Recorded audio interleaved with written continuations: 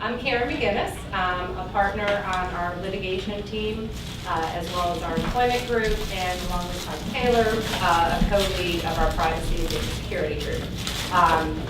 To my left is Todd Taylor.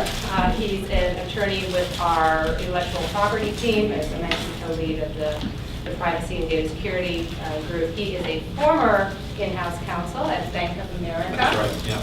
And so is well-versed in various data security issues as they relate to financial institutions, as well as a host of other issues. And on my right is Serge Jorgensen. He is a founder and principal with the Sylint Group, which is a forensic and data security business.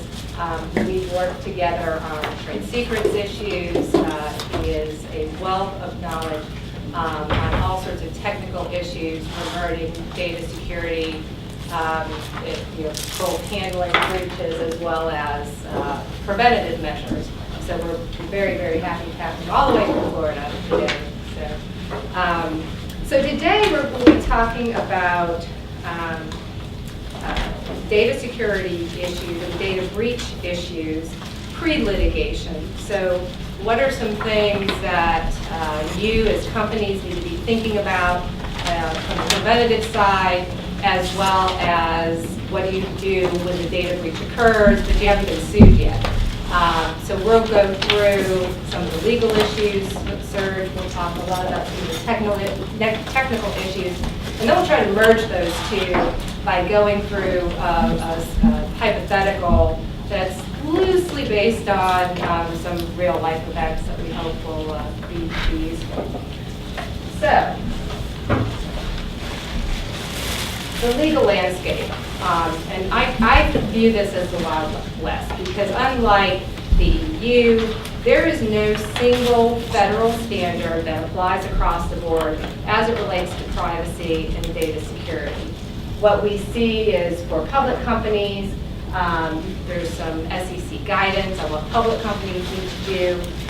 The Federal Trade Commission has some enforcement responsibilities, and particularly where they've been increasingly encroaching on companies is saying if a company does not have adequate data protection, then that can be an unfair trade practice, and the Federal Trade Commission can come after your company for not having those adequate data breach security requirements.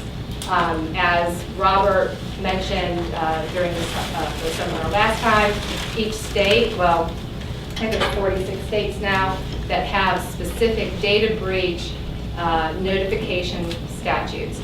And those vary from state to state. And if you're a national company or if you're in more than one state, you can be subject to the requirements of different states. So there's those issues to deal with as well.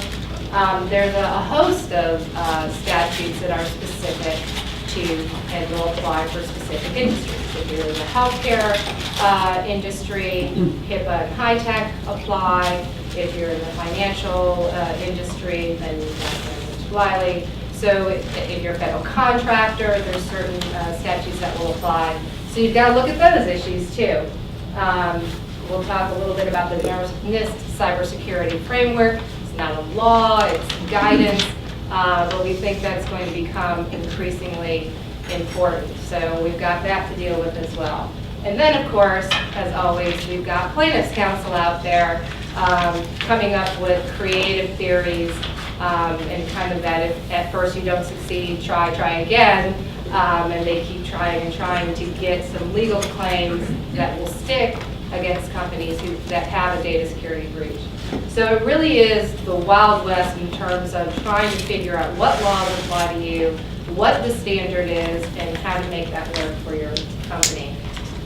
Sir, do you want to talk about some of the technical issues? Sure, and just as you mentioned, plaintiffs' counsel, it hit me suddenly that I was just at a Sedona meeting working on setting up a new working group on privacy.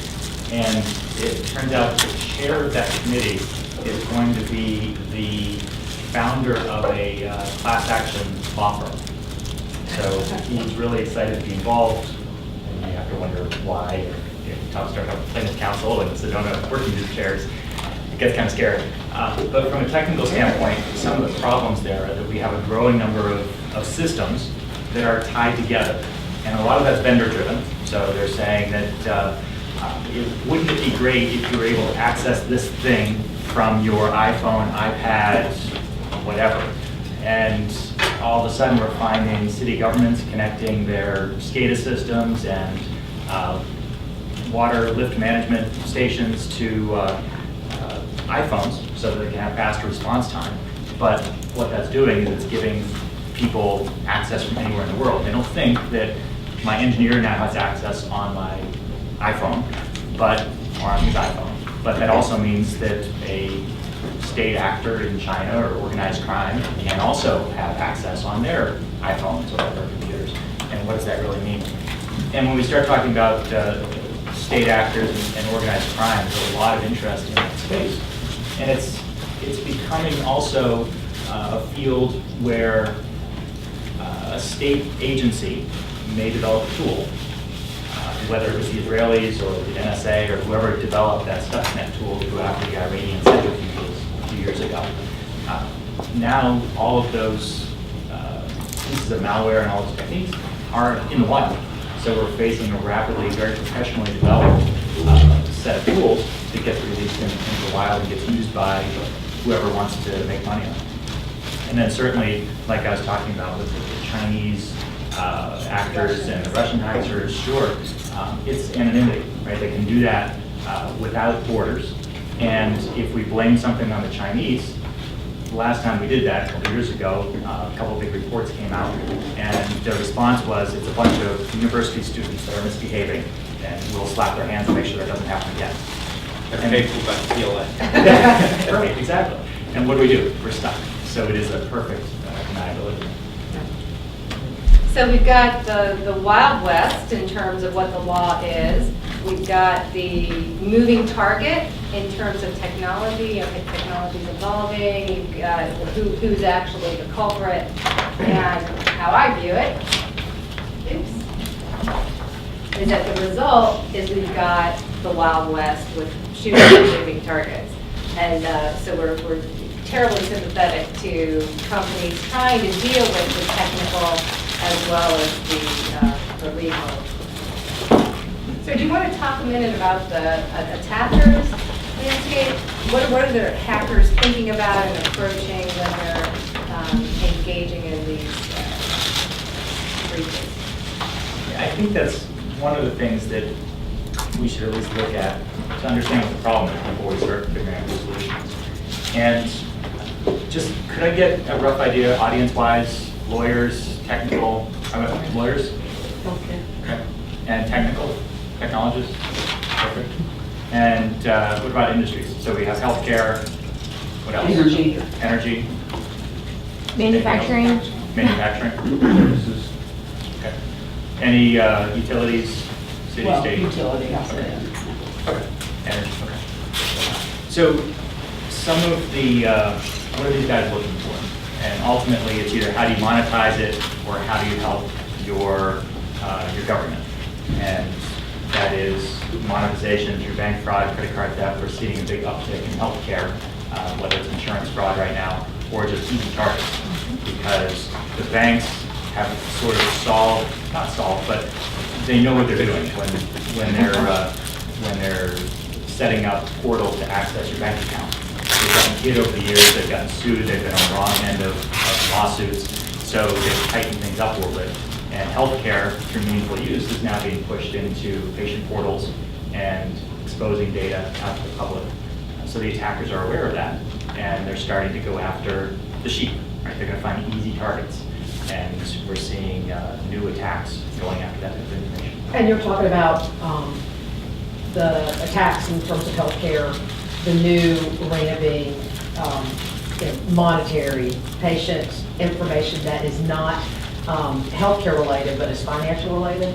It could be patient information. I mean, I'm real familiar with the patient information, but I just sitting here thinking you're saying that, and I'm like, wow, we do have a lot of financial information too. So an attack that we just saw 2 months ago now, about 5 or 6 weeks, through a number of hospitals in the Maryland area, was the attackers accessed the system through doctor's portal, got into the system, and actually changed the direct deposit information for a bunch of employees. So payroll runs as normal. Whose job is it to watch for changes to your direct deposit data? Payroll runs. Money goes into bank accounts that are linked to charge accounts on Visa debit cards, and the money disappears. And all of a sudden they had 12 or 15 employees. So it's monetization for 12 or 15 doctors times however much their monthly paycheck was. It was lost. And of course the doctors are coming saying, hey, I didn't get paid. And the hospital's saying, sure, we wrote you a check. But it turns out that now the hospital's out the money because they have to rewrite those checks. It's not the doctor's fault that it went to the wrong account. So it's information that leads to money, it's direct access to money. The attackers, if you think about it, could work on a data breach like that for months and years to develop those technologies. And their payday on it is going to be in the hundreds of thousands or millions of dollars. So why not? If they spend 6 months or 12 months working on something and have a payday that they can collect a couple $1 million on, it's worth it. The other one, intellectual property, and those are cases that we start working on. And if it stays in the continental U.S., you've got a decent chance you can get law enforcement involved and FBI showing up on the doorstep. But some of the cases, once it goes offshore, good luck, you lost it. And unfortunately, from an attacker standpoint, that's a pure win. Anonymity, and they now have the IP, and all of a sudden you see a manufacturing plant start up right next to yours in China and producing your same stuff. You're going, what just happened? We need help. Who are you going to go to? You can't go to the Chinese government. You can't go to the US government. If you go to US courts, they can affect some sort of maybe sanction against imports or something like that, but the rest of the world is out there, right? So the Chinese are now selling to their market with your technology. So intellectual property becomes a huge driver and a target for attackers. Thanks, Serge. And then the last piece on there, and I shouldn't leave it out, is that critical infrastructure. And that's some of the stuff that scares us because it hasn't happened to us yet.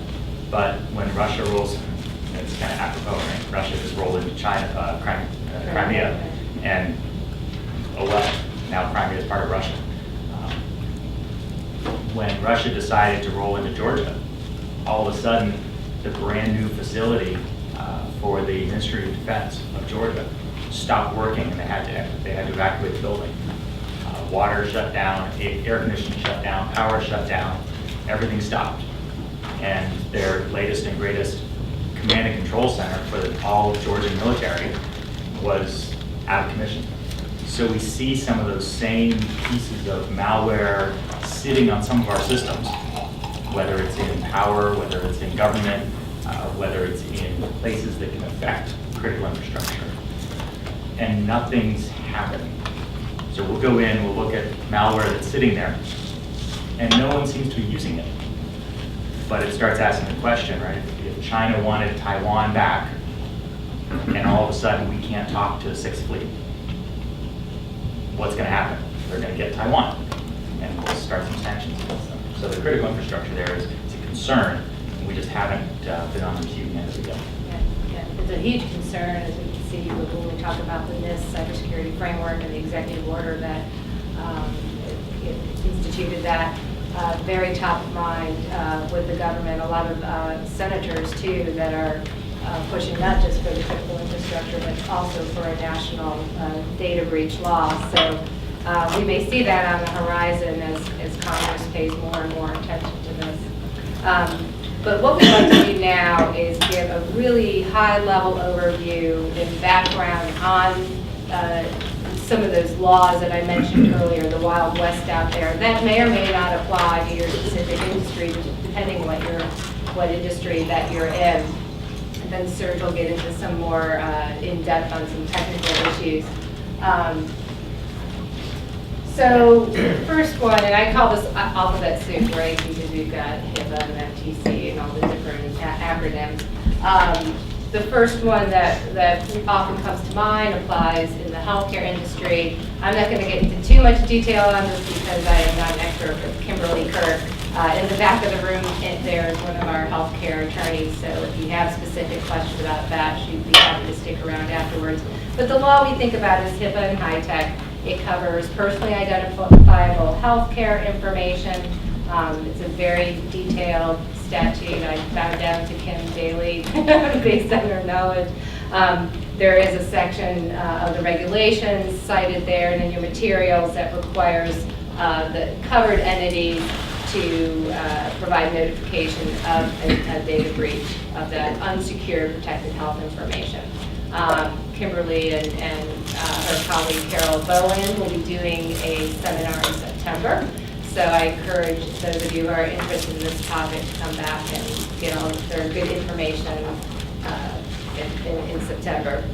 Karin, something that I just ran across a couple weeks ago was law firms are being asked to sign business associate agreements as well now. Oh, yeah. And because they hold the HIPAA data also. And what we're seeing with some of the law firm clients that we've got is they're signing those kind of in a slapdash manner, right? They just sign them and move on. Not more than Allen. Not really thinking about it, but you know, Kimberly, and that may be something to talk about at some point as well, because as a law firm, you're accepting all that responsibility and all that data. Yeah, and HIPAA has very precise requirements. I know in the litigation world, even when we're talking about getting health information, if we've got a FMLA or ABA issue and we're getting some health information, we have to jump through then about when we can use the information and getting protective orders. So it really reaches into all aspects, even if you're not necessarily governed by, your business isn't governed by it. You may, HIPAA and high-tech may impact you at some point. So the state data breach laws, Rob got into this in some pretty good detail at our last seminar. But in general, what these state data breach laws are saying is that we're going to protect personally identifiable information, so not the health information, but personal identifiable information.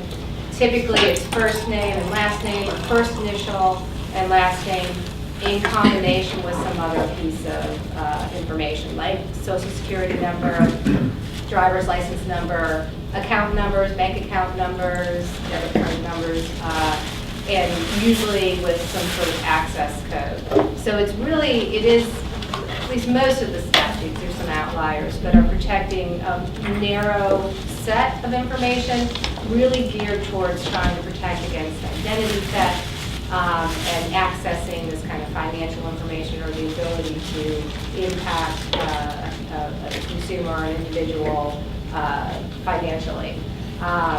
These data breach notification statutes generally require any holder of your business and you have that PII, so if you're collecting credit card numbers or you have social security numbers or some bank account numbers, some of this information, and if you reasonably believe that there's been some access to or theft of unencrypted or information that is readable, so it's unsecured, it's not encrypted or not protected by some other technology, then the requirements to give notice kick in.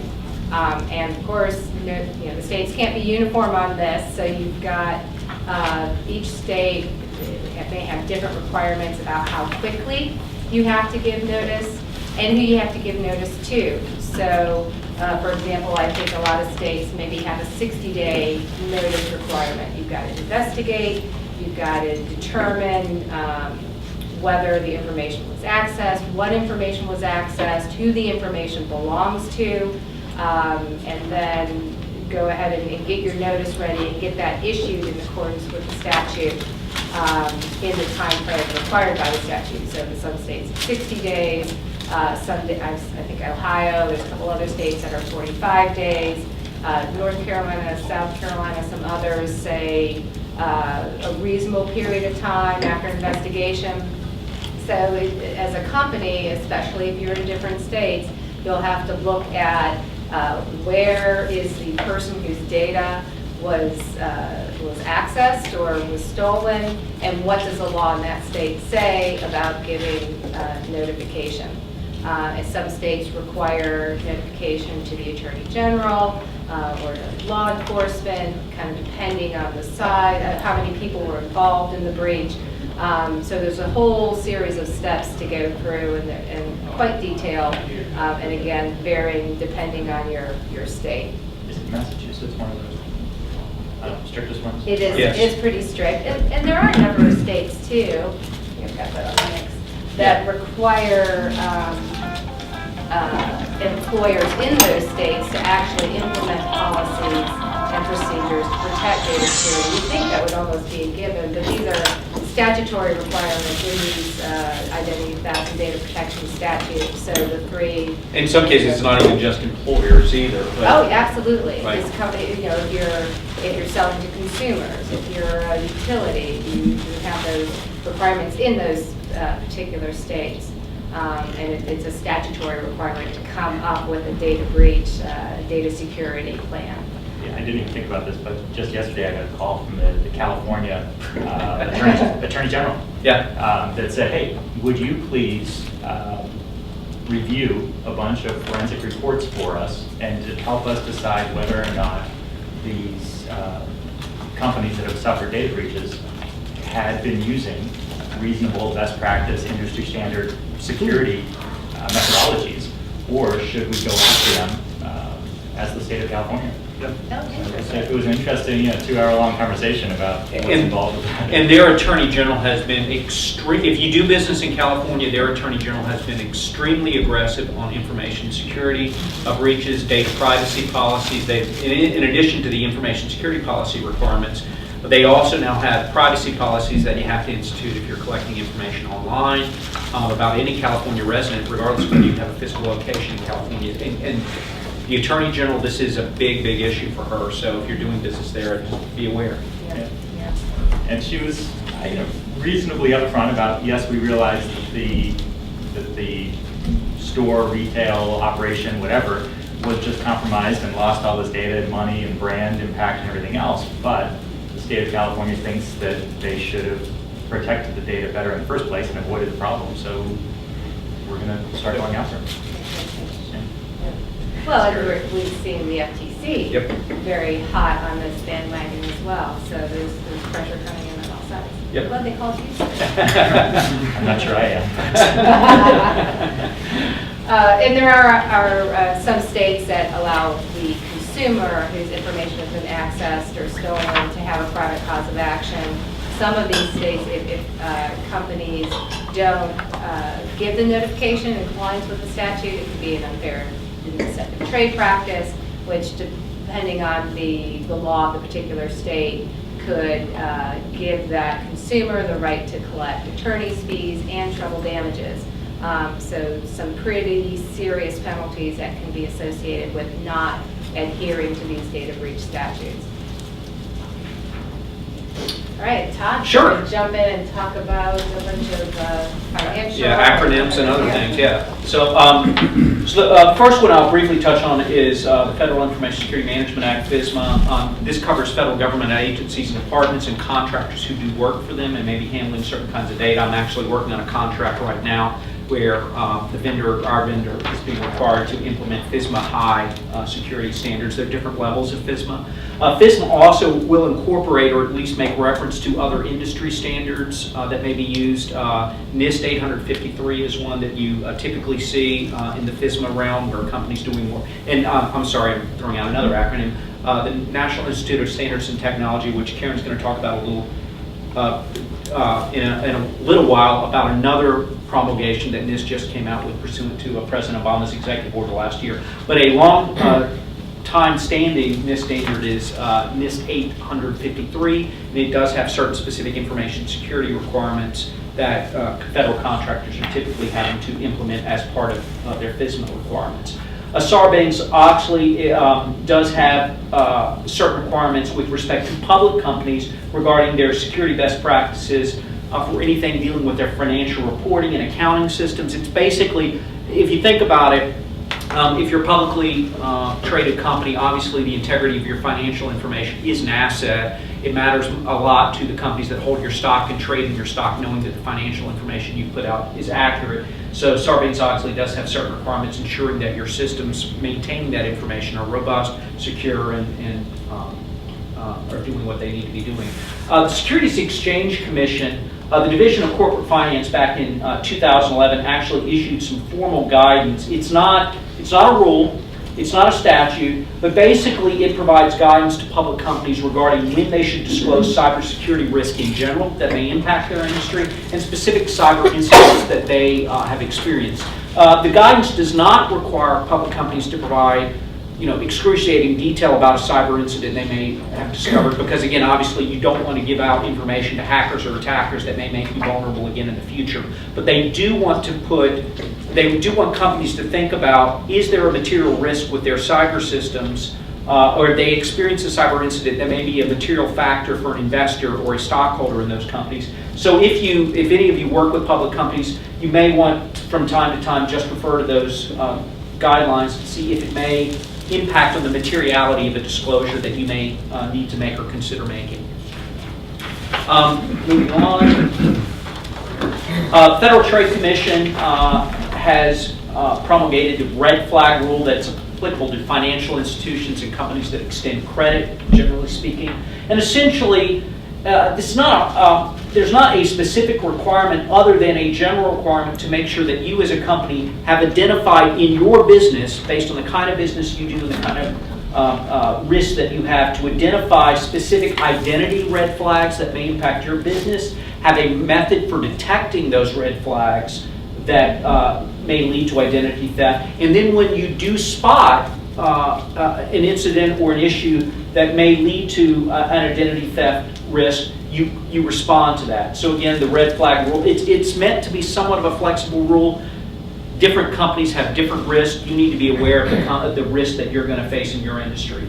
The Fair and Accurate Credit Transaction Act, this applies to any companies that have records containing consumer reports, essentially information that you think about any of the credit reporting agencies may be generating. If you have any information on, like a credit report issued by a credit reporting agency or similar. Employee background check. Exactly.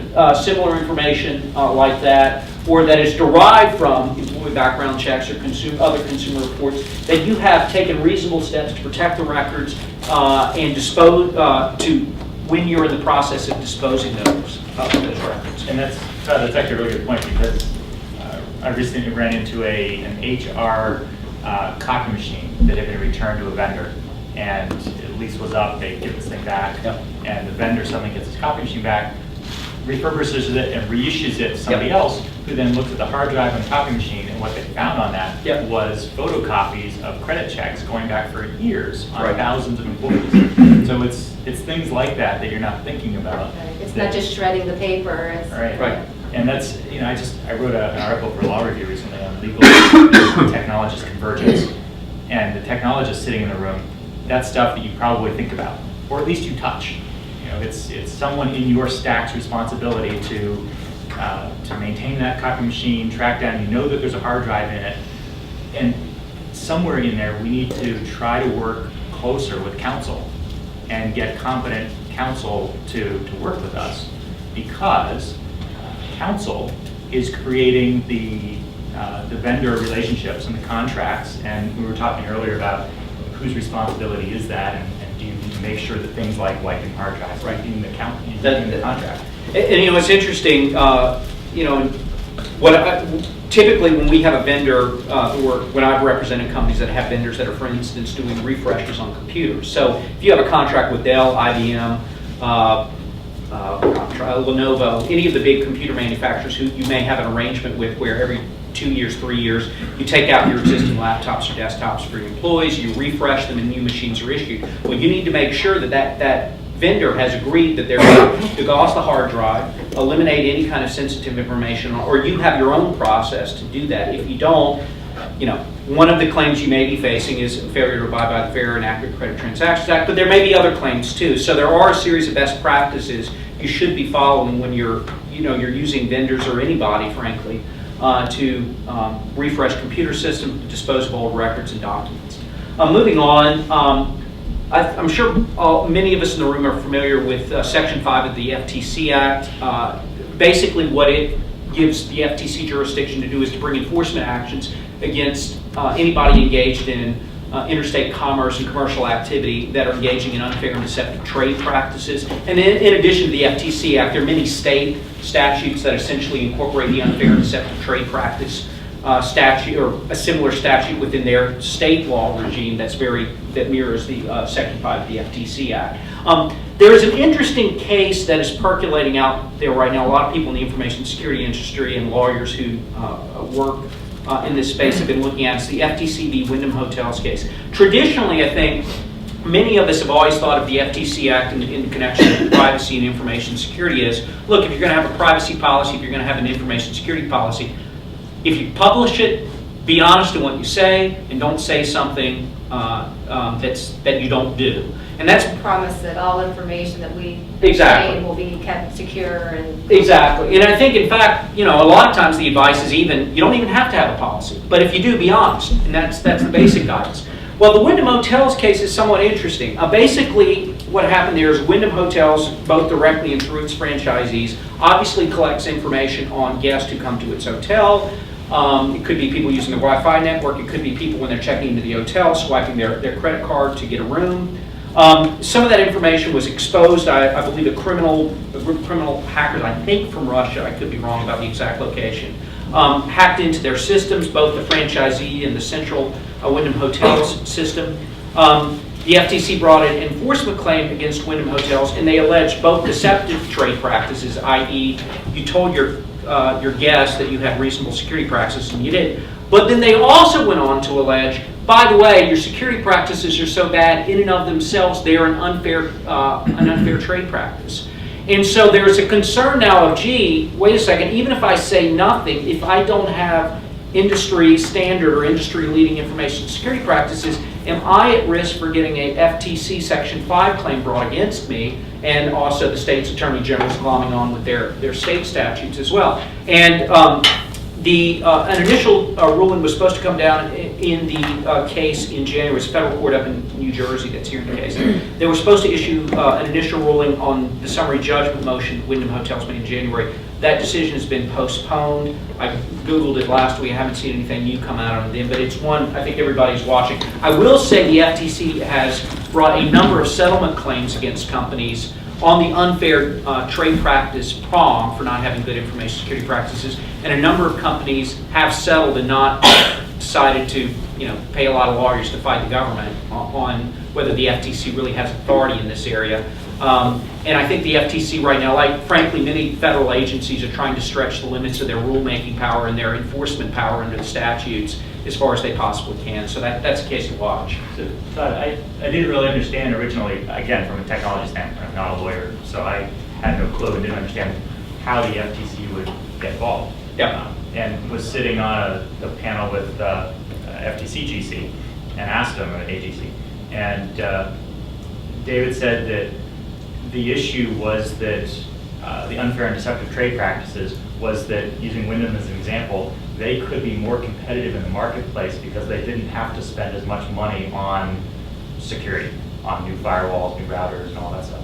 And therefore, if Hilton has less advertising budget because they have better security, then that's the unfair deceptive. Is that correct? Well, that's a theory. It's a tenuous theory to me because you can make that argument about anything a company does that, in theory, they cut a cost or cut a margin somewhere in their business. Well, gee, is that an unfair deceptive trade practice? If I went with the cheaper vendor for maybe something unrelated to information security. And again, it is not traditionally the way that Section 5 has been looked at. Section 5 has basically been looked at as don't lie or engage in some kind of underhanded practice that is either oppressive or deceptive or fundamentally just it feels wrong.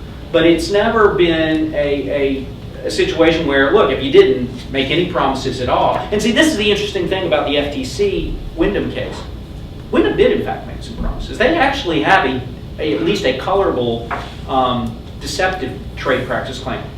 This is clearly, I think, the FTC trying to stretch as far as they can go with the statute. And frankly, I think trying to make sure other companies are more inclined to settle if the FTC comes knocking on their door.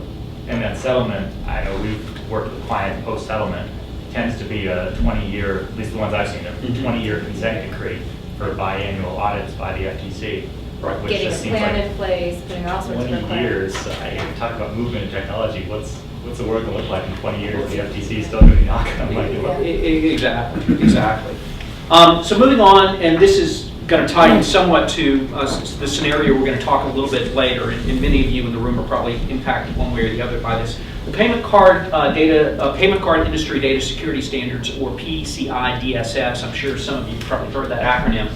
It's not a law, it's not a regulation. It is actually a series of information security standards that are promulgated by the card networks, Visa, MasterCard primarily, but it's used throughout the card industry. It applies to anybody who is processing payment card information. It could be a prepaid payment card issued by a network like Visa or MasterCard. It could be a debit card, could be a credit card, any kind of card issued by one of the networks that is used for payment. So what's interesting about PCI DSS, at a primary level, it is, if, let's say I'm Visa, I'm MasterCard, I have to have banks that issue my card. These are called issuing banks. Wells Fargo, Bank of America, other banks will issue cards under the Visa brand name. And Visa runs the network through which their payments run. Then there are companies called merchant acquirers. What merchant acquirers do is they basically go out and get merchants like Sears, Amazon, Target, you name it, to sign up to participate in one of the card networks. The merchants are not directly members of the card network. They have to essentially get a sponsor to get them into the card network, which is typically the merchant acquirer.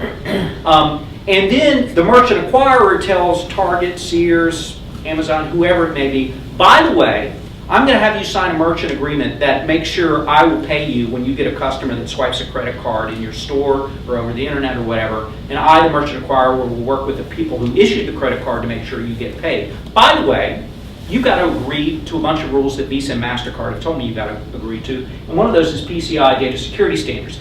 And essentially, at a very high level, PCI sets forth essentially 12 main principles.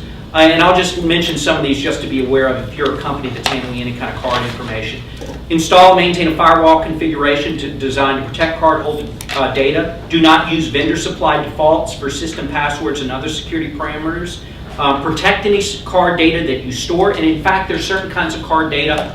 If any of you looked at a credit card, you'll see on the back of it there's a mag stripe that contains certain information. PCI actually says you generally should not be storing that information at all. And also, if you see the little CVV code or the 3 or 4-digit security code in the back of your card, again, you're really not supposed to store that information once you process the transaction. You are allowed to store the primary account number or the PAN. But even that should be encrypted or be rendered unreadable when it is being stored in PCI. Encrypt transmission of cardholder data across open public networks. Use regularly and update antivirus software programs. Develop and maintain secure systems. Restrict access to cardholder data on a need-to-know basis. Assign unique IDs to people with computer access. Restrict physical access to cardholder data. Track and monitor access to your network. Test your security systems and processes. And maintain a policy that addresses information security for all personnel. Those are the high-level requirements. There are much more detailed requirements under each of those. But again, if you're processing cardholder information, you need to comply with those. Real quickly, the Federal Energy Regulatory Commission and then through the North American Electric Reliability Corporation just in November issued version 5 of their Critical Infrastructure Protection Reliability Standards. A lot of words and a lot of acronyms. And basically this applies to bulk electric systems cyber assets. Essentially what it's trying to do is protect, these rules are designed to protect the grid that's used for power transmission. But in the new guidelines, there are specific provisions that address information protection as well. If some of you are in the energy industry, be aware of those. They're very detailed, and they are still being revised and changed from time to time. Great. In the interest of time, gloss over quickly Graham-Leach-Bliley. Yeah, so Graham-Leach-Bliley basically just requires financial institutions to protect the security and confidentiality of customers' non-public personal information. There are guidelines under GLBA that require information security policies for companies that are financial institutions. And then the last thing I'll just very briefly mention is the Federal Communications Act, and this basically protects what we call CP&I, which is customer proprietary network information. Basically, the kind of services you're using from your telecommunications carrier. If there is a breach of your CP&I, your carrier is supposed to first notify the Secret Service and the FBI, and then I believe 7 days following that notice, they can then notify you regarding the breach. But there are also some FCC regulations under the Telecommunications Act that further refine and define what exactly your obligations are there. So with that, I'm going to turn it to the next slide. I'm going to throw a question out to Serge. And you see there's some standard defenses. And I guess the question I'd ask for you, Serge, is, what type of defenses are you typically seeing companies implement, or for that matter, not implement, that maybe that they should implement with regards to their information security practices as they look at legal compliance, but just in general best practices? Right. That's the tricky one. Unfortunately, what we see just over and over again is that companies aren't doing or forgetting about some really standard, basic level of defenses, or have let those lapse and gone out and bought the shiny new toy. And from a technologist perspective, we're kind of guilty of that. Vendor comes in and says, hey, great new device, buy this. And we forget about the basics. So that was on here. Some of the standard defenses that we should all have in place are those ones in red. And that's stuff that if you don't have, then clearly you're not being industry standard. From a forensic perspective, log collection, for instance, post-breach, walk in and we respond to whether it's a card breach or a HIPAA breach or an IP breach or whatever. We walk in and say, okay, let's look at your logs, firewall access, credential usage, domain controller logs, all these logs that you should have, email access maybe, logs, for the last, give me the last 90 days. And those are logs generated by the IT system. Right. And the logs could be massive, right? The log is going to record every time you access your email, for instance. But my phone checks my email for me in the background every 5 seconds, every 20 seconds. So there's a lot of logs that get generated. But when you have a breach, from a forensic investigator standpoint, from an incident response standpoint, we walk in and say, show me some log files for the last 90 days, because you think the breach happened 30 days ago, 60 days ago. If you say, what logs, or I don't retain those logs, then my hands get really tied to try to find what happened. And that's where all of a sudden the breach response can get a lot more difficult, because I can't definitively prove if there was access, if there wasn't access, what other areas the person might have had access to or the attackers might have had access to. So that's where those 4 basic red areas can start getting in trouble with claims of negligence or FTC non-best practices, standard procedures. And Serge, what do you recommend for companies with respect to data deletion? Because we deal a lot with the record retention requirements. And of course, there are legal requirements about how long companies have to retain certain information. From a data security standpoint, what do you recommend? Well, my favorite example for that actually was I've got a friend that called me up and said, hey, I just got a notification that my record from elementary school was exposed in 1974 in the Unified School District of Los Angeles. Why was that on an electronic system accessible to a hacker? So that's when we start talking about data deletion. Do I need it? Do I need it real-time access? Can I start throwing this stuff away? Do I need somebody's, when Target processes a credit card, do they need to save that for X amount of time. And they get rid of data as fast as possible. I just got a notification from healthcare. I went to see a chiropractor in Maryland 6 years ago, and just got an email from them saying, hey, our record retention policy says that we haven't seen you in 6 years. We're going to delete your record. If you want it, let us know, and we'll give you a copy of it before we delete it. But it's coming off our system. So I think that's really a place to work closely with legal. I'm dealing right now with trying to get rid of 1.6 petabytes, so that's 1,600 terabytes of information that a company has stored going back to 2009 in their backups. So they have a live system that has all of this data in it, and then they have this backup system that's storing daily copies of all this data all over again.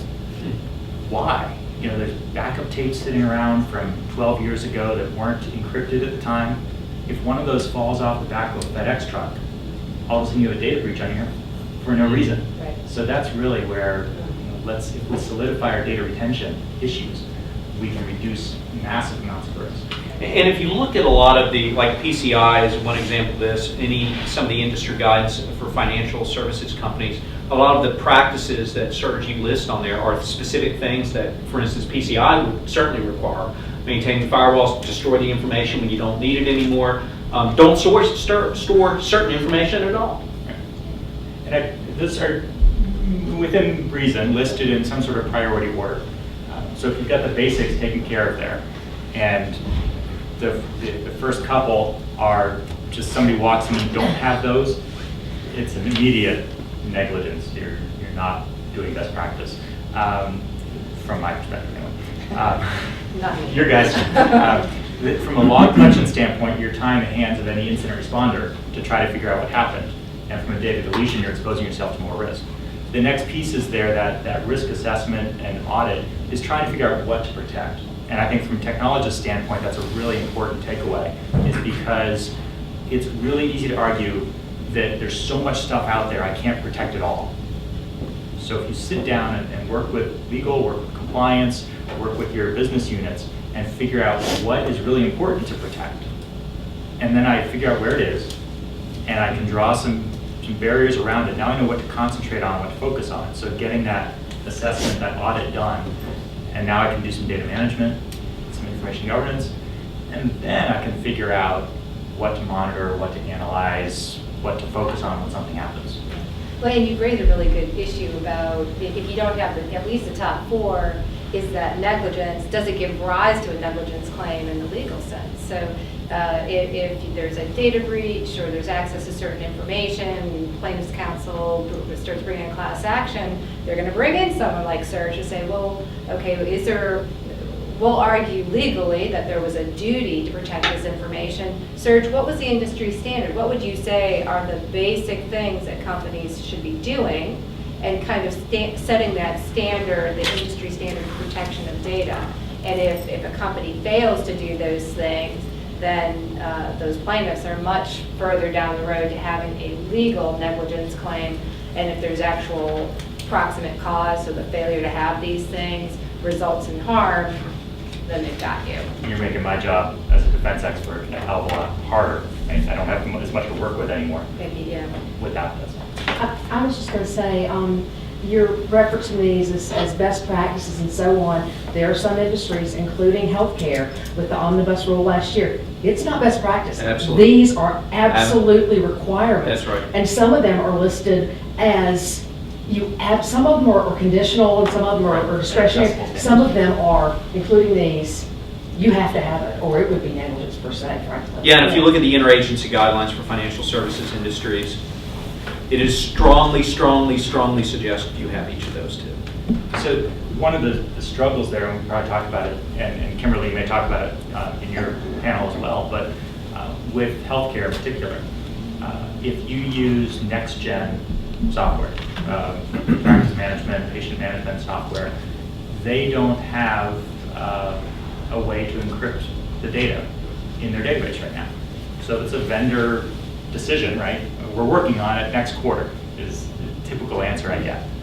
HIPAA, it's an addressable standard, but it says the data should be encrypted. So Hospital has addressed it by asking vendor, hey, can I encrypt it? Vendor says no, well, it's now addressed. But from a technologist standpoint, all that data is now sitting on the system unencrypted, so you got to figure out ways to protect it. And a lot of times, IT is the information provider, and security gets in the way of providing information. So it becomes a battle there, and that's where really I suggest making friends with your lawyer and compliance team, because those guys can help you be the driver to get some of this stuff in place. I want to talk about some data protection methodologies. Yeah. Information governance has become a big buzzword in legal community right now. And really it means just trying to figure out where your data is and how to segment it off. And when we get into our example here, case study in a minute, we can talk about how that segmentation fails sometimes. And then once I've figured out where my data is and how to carve it out, then I can look at monitoring it and trying to minimize the impact of any data breach or any security incident. Ideally, if I have a security incident and it doesn't become a data breach, then that's great. I don't make any money, lawyers don't make any money, and the information doesn't get out there. Once the information is disclosed, we've all lost to some extent. So that's where the methodology there, really in that graph on the side, we try to put things on a risk matrix. And as you drive around that circle, you look at threat, you look at impact, you look at vulnerability. And those three factors, threat, vulnerability, and impact, create some sort of risk. And then you end up with things that are highest on the list and things that are lowest. And some things you can change. Some things I can add new technology, I can add new headcount to look at data, I can delete the data, and I can drop my risk significantly. Some things I can't change, and those are the things that I either need to have really good waivers, legal requirements in place, or maybe I can insure against it. And so if it happens, I'm not going out of business.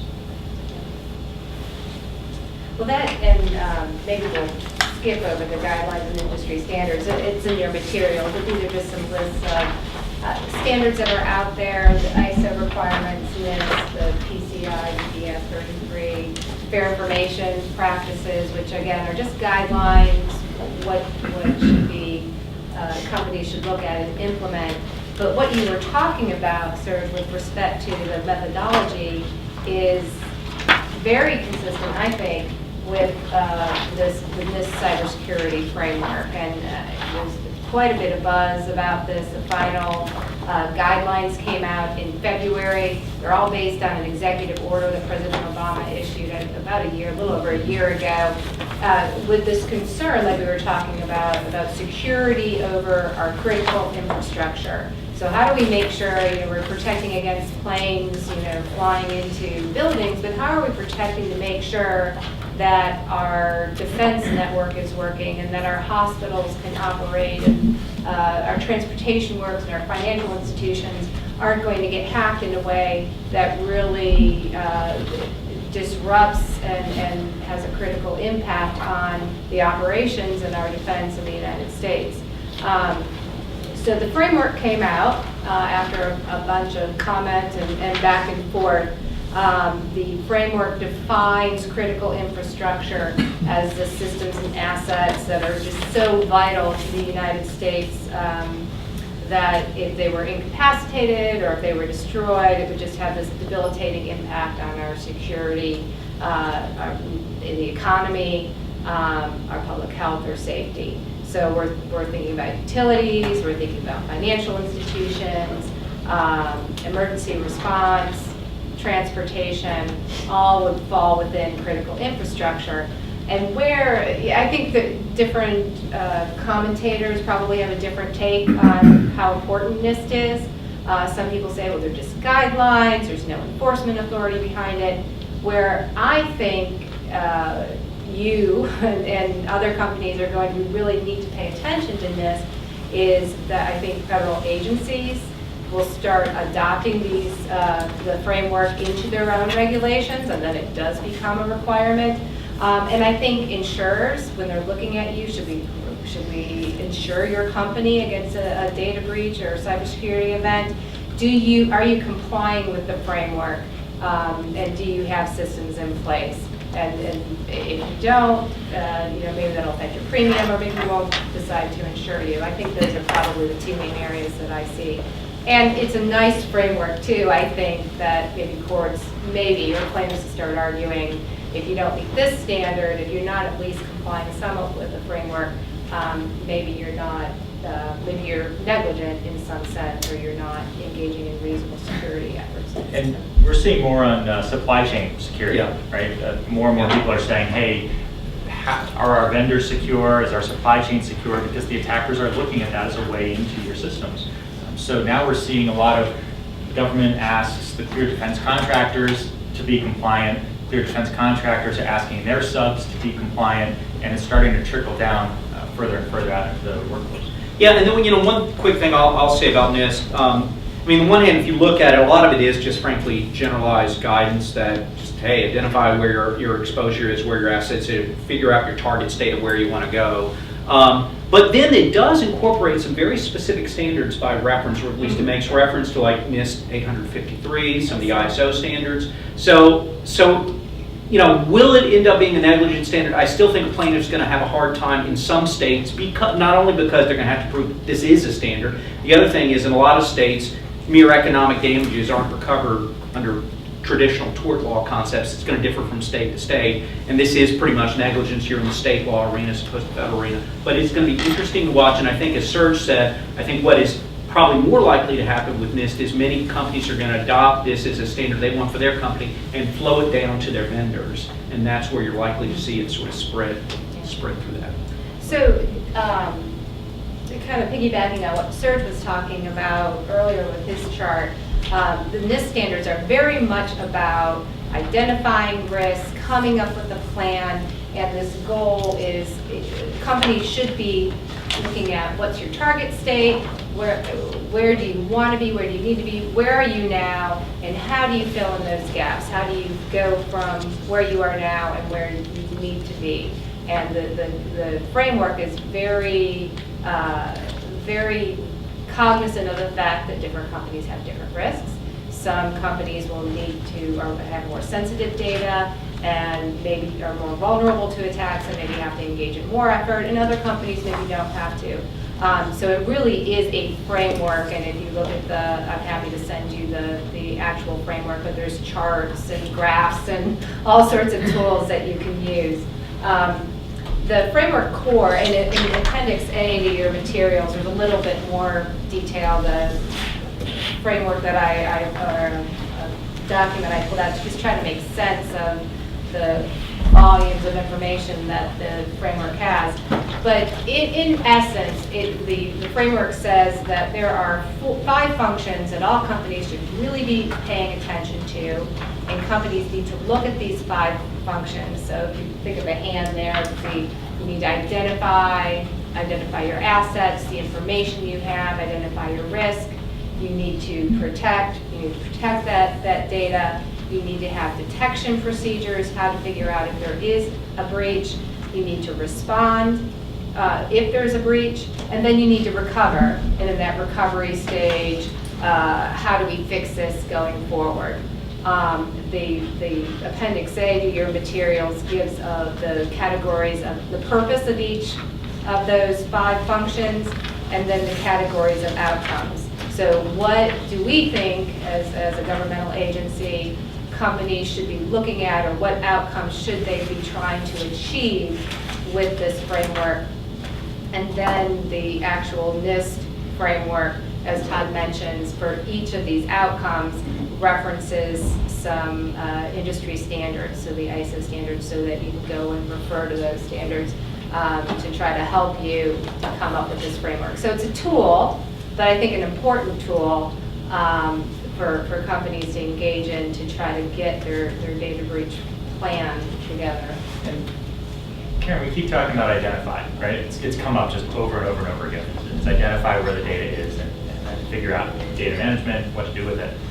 And I think that's something, again, that convergence between technology and law, because generally IT's job is to provide storage. My 1.6 petabyte example. Right?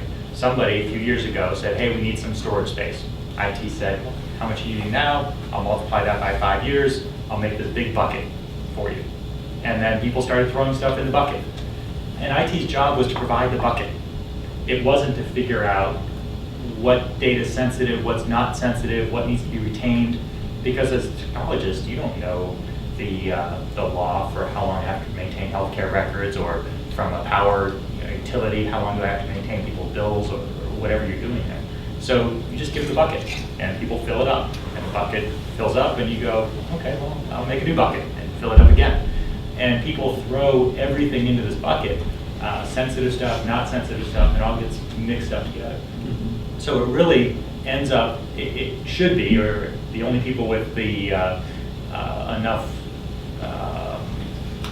power to enforce that classification, and let's put sensitive stuff in this smaller bucket, and let's put non-sensitive stuff in this bigger bucket, tends to be your legal and compliance guys. So if we can start working together on that and figure out ways to blend that together, then the data identification becomes a lot easier. And I argue, sometimes if you look at it and say it's too big of a job, I have 1.6 petabytes of data, and there's no way that I can classify all of that retroactively, and I'm going back 5-6 years of backups. What do? My argument is, okay, fine. Take that 1.6 petabytes and just wall it off and stick it somewhere. And as you develop new storage going forward, let's start putting this stuff in the right buckets. And that way, in 3 years, in 5 years, we'll at least be better off than we were today. Instead of saying this is an insurmountable task, we'll just kind of keep doing what we've been doing. Very excellent point. Well, you can tell we're all so excited about this topic. We just talked on and on and on. We hit after the 1 o'clock mark. We're going to go into the hypothetical now. I understand if folks need to leave, but we'll keep going and do this hypothetical where we'll try to merge the legal and the technical. If you need to leave and there was a question that you wanted to ask or raise and didn't get to it, just reach out to any of us. Our biographical information's in there, and we'll be sure to get back to you. But now, we'd like to tell you a little bit and propose a hypothetical situation so we can walk through a data breach scenario and try to marry some of this legal and the technical. And I don't know what made us think about this, Serge, but I guess I heard something in the news about some data breach by a big retailer.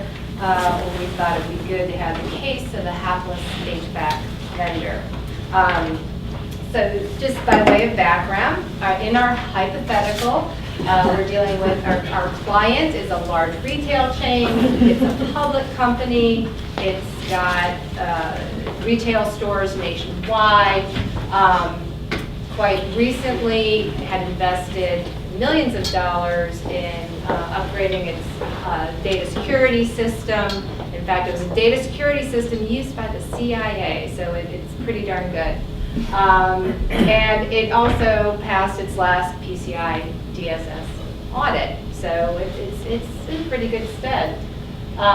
It has some sensitive information. Of course, it has the credit card information. It has millions of credit card transactions per year.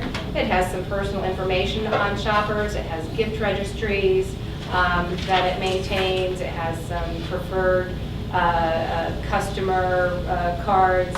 It has confidential Pharmacy data. Pharmacy data. It's got a pharmacy in some of its stores. It has some IP, maybe acquisitions that it's planning, or some trade secret type information in terms of methodologies and strategies. And it has a really large workforce, so it's got all of the social security numbers and background checks and all that type of good stuff that goes along with having employees. And some of that IP information, another case that we just ran across was new product launches. So products that they're going to go to market with next month or next year. And if I can buy stock in those companies before the a notification goes out that Bullseye is going to launch my product, then I can make an awful lot of money on that. So that's other types of IP that these guys have. But you know, they passed their audit, right? So they're doing great. So Todd, what laws do you see that kind of jump out at you that apply to our core client? They got a lot of problems. So, you know, assuming for a minute, let's say the breach on the payment card data, so the information that's exposed there. Clearly, Target is processing. You mean Bullseye. I'm sorry, Bullseye. Hypothetical. Bullseye is processing credit card information, debit card, credit card, their own stored cards. The information they're processing, it's network card information, is going to be protected by PCI DSS. You know, one of the things we're first going to have to look at is, and let me start off by prefacing by saying, once you find out there's a breach, and I'm not just saying this from a self-serving point of view, or maybe I'm only partly saying it from a self-serving point of view, you want to make sure the legal team's involved, whether that's in-house counsel, outside counsel. You want to get the investigation sort of under the control of lawyers so you can get privilege protection for that as much as you can. You can't privilege facts, but at least to the extent that there are opinions and theories and stuff floating back and forth between the business team and the legal teams, you're trying to direct that through the lawyers so as much as possible those discussions can be privileged. Again, facts can't be, but the discussions can be. And the incident response team too, right? Yeah, because absolutely. all of the work that we do is then becomes work product after request of counsel. Exactly. Now, to go back to our situation, clearly under PCI DSS standards, they may have had a problem where they're using good malware detection software. PCI requires that, where they PCI, interestingly, does not require segregation of systems, but it does strongly recommend segregation of the payment card information systems from your central database systems. We want to look at that and see if there's a potential breach there. They may have liability then under PCI DSS to the merchant acquirer who helps them process cards to the network. They're going to have state data breach law potential issues. Much of that information could be subject to protection under data breach statutes if it includes financial account information in connection with the name, if it includes if on their application for a Target credit card, a Bullseye credit card, for instance, they put, driver's license information, social security card number. If there was any kind of consumer reports that might have been accessed, you might have a FACT Act problem. How about SOX? Does SOX apply? Well, it might. Depends on which systems were compromised. If they got into the central database system of Bullseye, where the CFO is maintaining financial records, financial account records, then certainly SOX could become an issue. They may need to look at, once they do their reasonable investigation, which under both state data breach laws as well as PCI and otherwise, you can conduct an investigation to figure out what happens. But you may look at to see whether you have a disclosure that you need to make, in your next, on an 8K or your next 10Q or 10K. The SEC regulation. Exactly. So if you're a public company, you may have disclosure that you need to make there. One other thing you may want to look at in this case is, well, actually, I'm not going to jump too far ahead. So I'll sort of stop there as the instant ones that come to mind. All right. So the SEC guidelines, SOX, we've got state law that applies, we've got FACTA, the FTC certainly has jurisdiction over Sure. Bullseye. And state's attorney general as well. Yeah. And Kim, so they have pharmacies. Does HIPAA apply? Pharmacies are going to be covered entities for HIPAA purposes, so it does apply, and so they would be subject to HIPAA's breach notification standard. And they should, of course, have a written policy on that to determine if there is a breach. And if breaches occurred, you're going to have to provide notices that comply with the content, timing, type of notice, all the requirements of high tech. So it was enacted in 2009.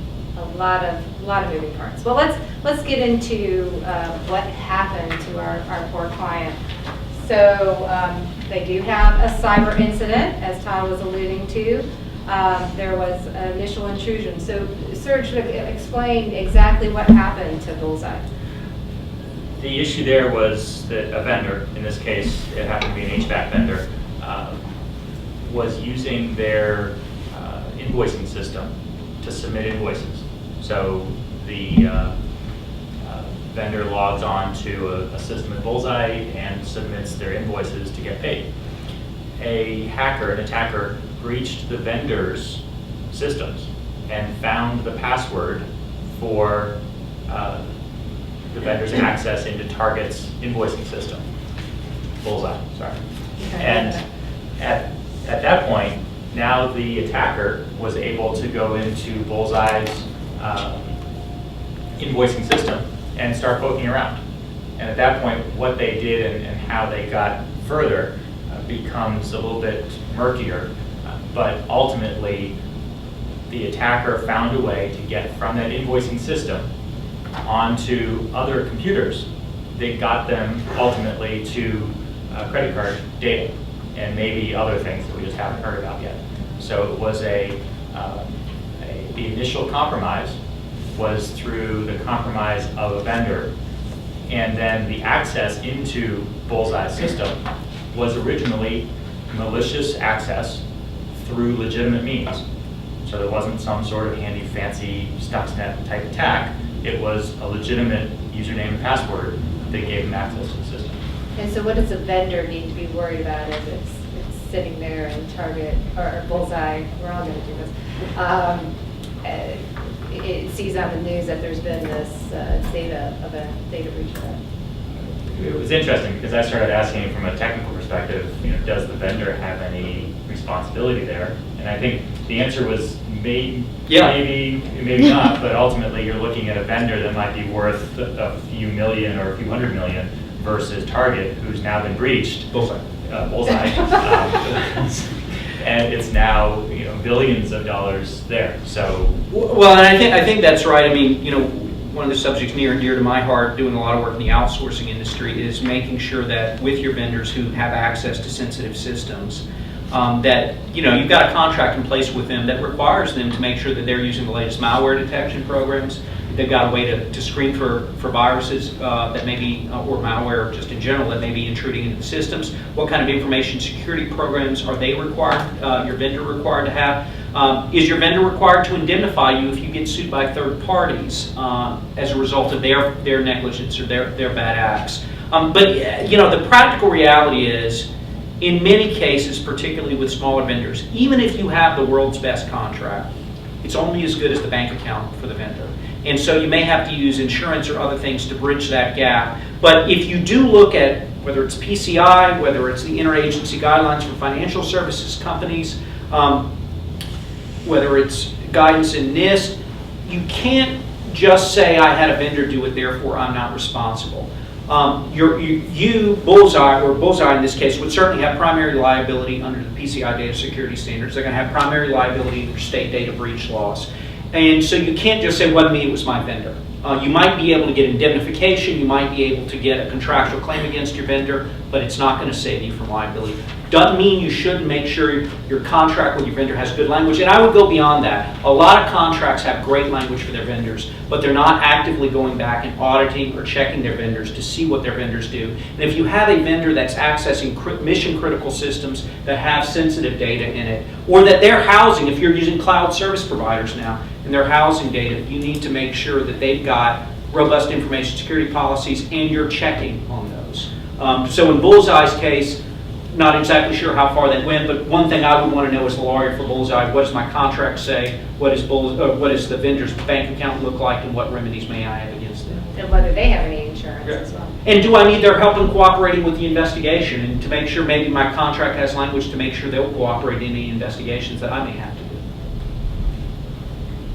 There's some materials about other ways that bad people can hack into your system. We'll skip over in the interest of time.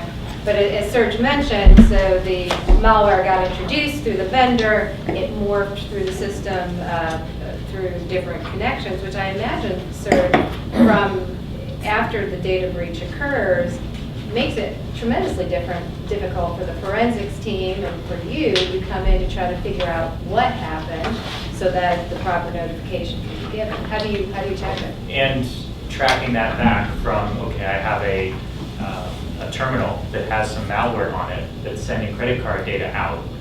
Where did that come from? And stepping back, so that's the importance of the logs and everything else. And that's, I think, where Bullseye all of a sudden becomes responsible and the vendor gets off the hook. Because the vendor can make the claim, look, I just gave these guys access to your invoice system, right? It's not my fault that you were living in a loft that had no walls and the person that walked in through the front door could see directly into your bedroom. You should have had one of those cool elevators and a condo complex where everything's key carded, and my key card works for the first floor, and you need a different key card to get to the second floor, third floor, and on and on and on. So that's where Bullseye's processes fell apart, is that the initial access was to a server and a computer system that really had no business had any sort of connection to the credit card environment. The counter to that is, from an IT perspective, they need to patch, have antivirus and everything else on these systems. They need access to all these different systems so that when somebody calls up and says, hey, my cash register's broken, the IT guy in Wichita can fix the terminal in San Diego by logging to remotely and getting there. So the business argument is to tie all the systems together so I can apply patches, so that I can apply antivirus signatures, and I can help with remote support. The security is, don't tie those systems together, because if an attacker breaches one area, they're going to get everywhere. So that's really where the morphing comes into play, and maybe a failure policy. But Bullseye had this great data security software vendor. They spent a bunch of money on it, and they passed their PCI audit. So wouldn't that take care of all this? No, Hypothetical. yeah, really, and the PCI vendor is now being sued because they said that Bullseye was compliant. And The vendor that actually did the audit? Right, did the audit. And so there's some risk there as well, and defending that or settling that is going to be interesting. The difficulty there really is truly understanding all of the systems and how they fit together. When you look at NIST, when you look at ISO, any of the audits, it's so easy to not realize something, because ultimately you're asking the client that you're auditing questions. And if you don't ask the right question, and the lawyers in the room, you know from depositions and interrogs and everything else, you don't ask the right question, you're not going to get the right answer. And even sometimes if you ask the right question, right, you better double check that answer and ask it differently to see if it holds up. And we frequently find that SOX compliance, for instance, the auditors ask lots of questions about credentials. How do you do credential management? How do you do credential controls and records and all this stuff? Well, they're all focused on user credentials. Show me what happens when a user leaves. The onboarding process, the termination process. They never ask about service accounts. They never ask about administrator accounts. They never ask about non-Active Directory accounts, database controls and things like that. Because no one's ever said that we have this whole other credentialing system out there that's not tied to our Active Directory. With no poke and prod, and from an auditor's perspective, if you're willing to take, and I feel bad for the PCI vendor in this case a little bit, because your client is Target. And if Target says we're secure and we keep our records for X amount of time, your choices are that you can keep digging and potentially upset the client and lose Target as a client, or you can take the word for it and sign off on it, and everything's great until your Bullseye have a breach. Well, in our hypothetical, what's interesting is that the software, this very expensive software that was used, actually did its job and sent some alerts and notifications that it looked like there was something suspicious in the system. Our client had a group of 30 or 40 folks who were there to audit and monitor these notices, and somewhere along the line, that system broke down. So what could have been an instance where Bullseye could have prevented the information from leaving the system, so it wasn't a theft situation, but it was just an access situation, became a nightmare and became a situation of actual theft. sheet. So, Serge, you have some notes here about the protected networks not really being protected in this situation, and that there's this tension between compliance and security. You want to talk about that a little bit? And there's an interesting argument. And do we have any power guys left in the room, or utility guys? Okay. That's the industry that typically makes the argument that my systems are so complex that an attacker can never figure out how to move around in that system or how to get anywhere. And that's where you really need to remember that the payoff for the attackers is $800 million in climbing. So probably across the $1 billion payoff at this point for the attackers in terms of fraud on all those cards and everything else. So I'm willing to invest a lot. I'll go hire an expert in every single system along the way. And we've seen that in some of the IP theft attacks when we look at the scientists that are on the other side that are looking at the systems and looking at reports coming out of the systems and lists of files and saying, I want that file right there. Because they know if they had to develop this process, they would know that's the file they want. These guys may not know that it's coming from a breach system or that it's compromised or whatever. So that's really what gets down to the thought that I'm protecting my network by being complex or by being obscure isn't really that way, because people are willing to spend a lot of money on it. And then compliance, saying, yep, I passed my audit, versus oftentimes when I walk in and start talking to technologists and say, hey, come on, tell me, where are your weaknesses, where's your system? The technologist says, well, that server sitting over there that is a Windows XP system, and Microsoft end of life, right? End of life in April of 2014, and it's now 2017, and my business unit won't let me get rid of this thing because it's connected to some MRI or because it's driving some lift station or something like that, and I can't get rid of it. But I know it's not secure, and that's compliance. They come in and say, well, is every system accounted for? Do you know where it exists? Do you know that it's actually a business need for the system? You say yes, you're compliant. Your database is unencrypted, but can't encrypt it, you're compliant. Versus security of, wait a minute, what do I need to do to either secure that system or get it off the network? You may be compliant with one law, but then you're going to be exposed to a whole other set of laws. Right. But and what you're saying really raises a couple issues for me. One, that information security, data security is not the responsibility of just IT or just compliance. It really has to be a team-based approach for the very reasons that you're saying. And it also has to be a top-down issue. The executive team has to be involved and has to buy into it so that they can talk to the business unit and say, no, you've got to listen to IT. Well, and in fact, in the financial industry, that's recognized by law and regulation, where the board of directors of financial institutions really has to sign off on the information security policy and program. Yeah. So, despite their efforts, Bullseye has had this data breach of, I think, 70 million some credit card numbers are accessed and are getting sold on the black market.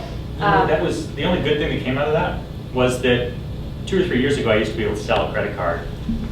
5 years ago I used to be able to sell a credit card for 15 bucks, 10 or 15 bucks a piece. 3 or 4 years ago, a little bit of blood on the market, could sell a credit card for $3 to $5, $6 a piece.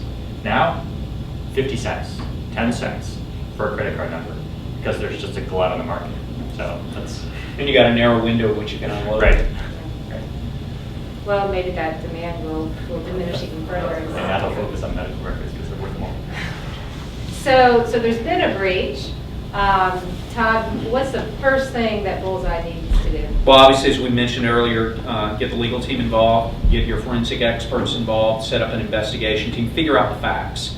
And I think, as Rob mentioned in last week's, or not last week's, but last month's talk, you don't want to just go up and start firing notices. The state data breach law certainly, and frankly most other guidance out there, does allow for a reasonable time to recognize what's happened, figure out what's happened. You may have to notify law enforcement, and in some cases, if it's sensitive enough, law enforcement will actually ask you to hold on doing any kind of releases so they can try to find the bad guy. If it's a criminal organization from Russia, they might be able to do some tracking and figure out what's going on. If it's somebody in the US, maybe even better, because then they can actually make arrests. So do your investigation, get involved, bring in law enforcement if you have to.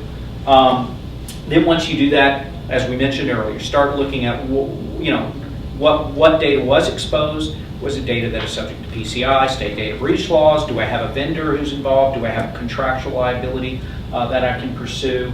And then once I've done all that, then I figured out what happened, I figured out what data was involved, then I need to go start looking at my state data breach notification statutes for each of the states where data may have been impacted, and start figuring out what my specific notice requirements are in that state, and start sending out my notices and taking whatever other remediation steps that I want to or need to take. And that's just sort of the initial things, and there are many other things you're probably going to want to start doing too. From a litigation standpoint, I'm thinking about preserving data, making sure that I can document not only what happened, that I'm preserving the technical information, so the systems, have some backups of that, so we can figure out what happened and we can show that as evidence, but also the steps that we've taken and how reasonable we were and how compliant we were with all these laws.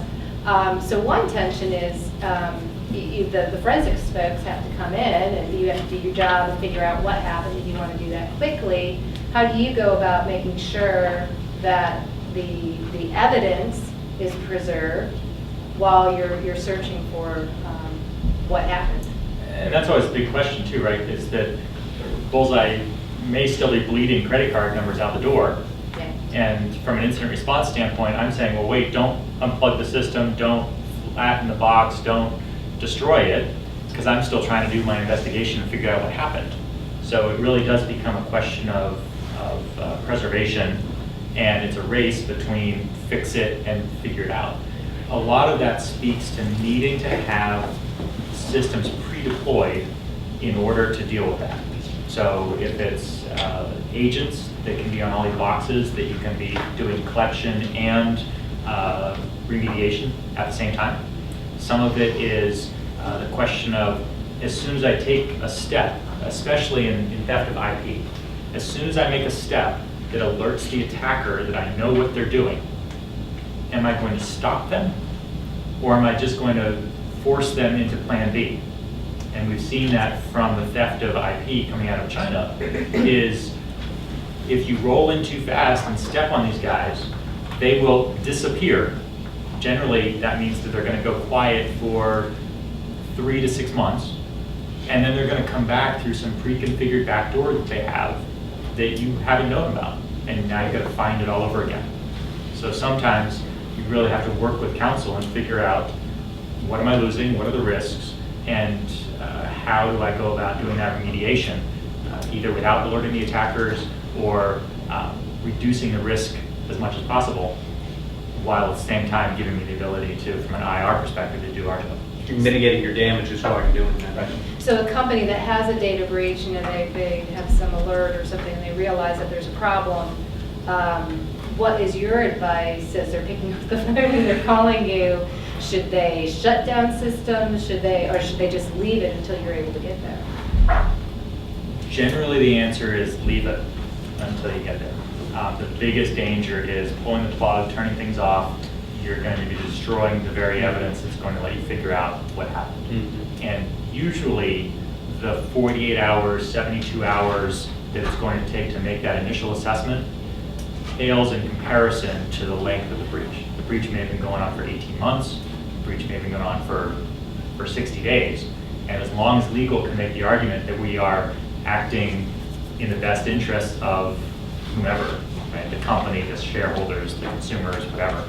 And that's where you need good legal support and people where it's not their first rodeo, because legal needs to have that experience to be able to make that call and to work with you. And if they can get through that first 72 hours and being the most important part of the incident response, then you can start making some decisions about, well, I can shore up this piece, I can mitigate that piece, I can turn off this piece, and at the same time, I'm going to leave these pieces that may be lower risk that let me do a better job at the incident response. And so this really highlights the importance, and we're skipping ahead a few slides here, but the lessons and the takeaways from this is the importance of having a plan prior to a data breach, and knowing as part of that plan who's your data response team. It definitely needs to involve C-suite. It needs to involve legal, whether that's outside counsel or inside counsel. Your compliance folks, your IT folks, if you have a chief information officer, chief privacy officer as well, your outside forensics people. I would say also your PR folks, because how you message this is going to be pretty darn important, and your customer service people. Because once you send out those notifications, and there's going to be calls to your customer service, how they're handling that is going to be pretty darn important for your customer relationships. And whether or not you're going to have some litigation, you probably have some litigation, but the extent of the litigation that's going to come out of this. And there's a really good balance there too between, a lot of times we find with companies, they say, well, my own internal IT teams can solve this problem and handle it. So I can save a little bit of money by not engaging with an IR forensics company and outside counsel and everything else. But what we find is that that's not the normal daily activities of those internal technology teams and even the internal security teams. So by bringing in an outside team, you provide a little bit of separation, right? So if somebody has to get on the stand and testify, it's not a technologist in your company, it's an outside expert that can at least on the stand say, I don't know, let me go find out, or something like that. You get a little bit of insulation. And also, it's somebody that's dealing with this stuff on a daily basis, day in and day out, so you get a different perspective. However, there are huge areas where you can work with inside resources, internal resources. So unfortunately, we get into some discussions with some of the big incident response companies. You call Symantec, you call IBM, one of those guys. And what they tend to do is they tend to ship in an entire team and say, we're going to handle everything for you. The danger with that is they don't know the systems nearly as well as you do, as your own internal teams do. So there's got to be that cooperative effort, again, between inside counsel, inside technology, outside subject matter experts. And that can save a lot of money at the same time as providing the appropriate protections. Well, you've all been great and very patient as we've gone on about this topic that we're so fascinated with. We'll all stick around for a while afterwards if you have any specific questions. There is a evaluation form at the front of your book. If you don't have to fill it out before you leave, but if you can fill it out and turn it in, that would be great. And we hope you'll come back in May. We're going to be talking about privacy and social media.